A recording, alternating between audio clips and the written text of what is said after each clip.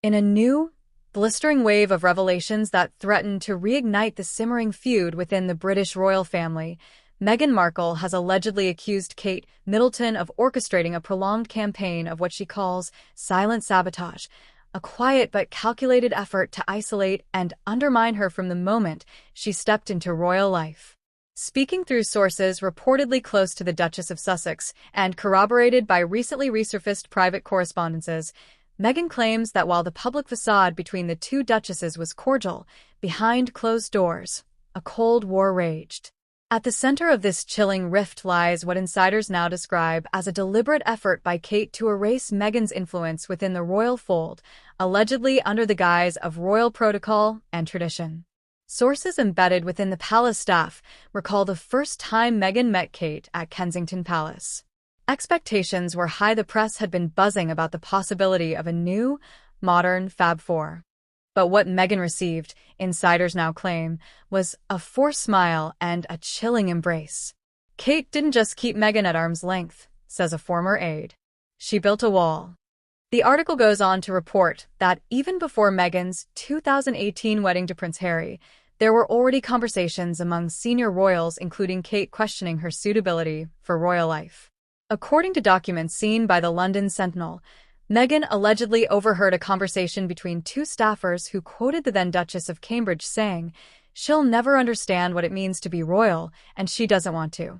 According to multiple palace sources, Meghan was berated behind closed doors after requesting scented candles be used to freshen the church ahead of her wedding. Kate allegedly objected, citing protocol violations. But Meghan took it as something far more sinister. "A petty power play meant to embarrass me," she told a friend, per leaked WhatsApp screenshots. Similarly, when Meghan asked to have her curtains refitted in Nottingham Cottage, she was told the palace could not approve the expense. Days later, Kate reportedly ordered a complete redesign of her own drawing room, an act Meghan is said to have interpreted as symbolic dominance. The now infamous Charlotte crying story has been revisited time and again, with each camp telling a different version. But recently uncovered messages suggest the row may have been deliberately leaked by Kate's camp to discredit Meghan ahead of her wedding. "We were instructed to be quiet to let the story spread," claims a senior palace insider. And Meghan was expected to take the hit. What began as a disagreement over flower girl tights was, Meghan claims, weaponized to paint me as a bridezilla. "The real pain," she says, wasn't the press coverage, it was knowing Kate allowed it to happen in silence. Perhaps the most damaging element of Meghan's claims lies in what she describes as Kate's silence during her most harrowing days in the royal spotlight. While the tabloids ran wild with Meghan's every move, Kate said nothing, neither publicly nor privately. "She never once called, never once checked on me," Meghan allegedly told a close confidant. That silence wasn't neutrality. It was endorsement. This idea of silent sabotage, a phrase now making waves on social media, suggests that Kate, often painted as the quiet peacemaker, may have weaponized that very silence to maintain her image while Meghan's unraveled. Race, Meghan claims, was the elephant in the room that Kate refused to acknowledge even when it was destroying her. "She had the power to challenge the narrative, to stand up for me even discreetly," Meghan is reported to have told friends in Montecito. But she chose to preserve her comfort instead. Meghan's allegations imply that Kate leveraged her royal standard image as the quintessential British duchess to contrast against Meghan's American, biracial identity, not out of malice, perhaps, but to maintain royal hierarchy. In Meghan's words, "The palace had no use for two glamorous duchesses. Only one of us could survive, and she knew it." The article also touches on Queen Elizabeth II's subtle favoritism, something Meghan reportedly felt keenly during family events. Kate was always seated next to the Queen at private dinners, a former butler claims. Meghan was often seated 3 or 4 places away. She noticed. Everyone noticed. What Meghan perceived as intentional distancing only deepened her sense of isolation.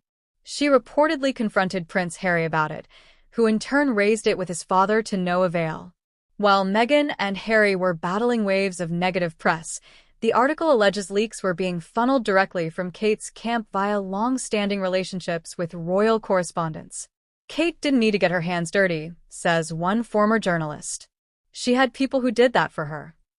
Meghan was convinced, the source says, that Kate had cultivated press alliances over a decade and used them to feed narratives that painted her as unstable, rude, or demanding. Since relocating to California, Meghan has rarely spoken directly about Kate. But insiders now claim that several veiled references in her 2021 Oprah interview and recent podcast remarks were aimed squarely at the Princess of Wales.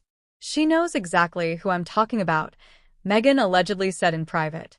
She'll pretend it's not about her. That's her game. The final blow may have come during King Charles III's coronation. Despite Meghan's absence, palace observers noted the extreme tension between Harry and Kate, with one lip reader suggesting Kate said, "It's always drama with them." Meghan is said to have watched the event from Montecito with a group of friends and reportedly remarked, "That smile was rehearsed, I've seen it enough times." As the world digests these new insights, one thing is clear. The Meghan versus Kate saga is far from over.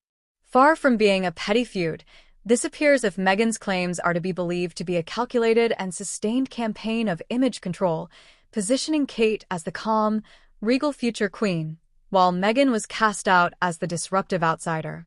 While the palace has refused to comment, their silence, once again, may speak volumes.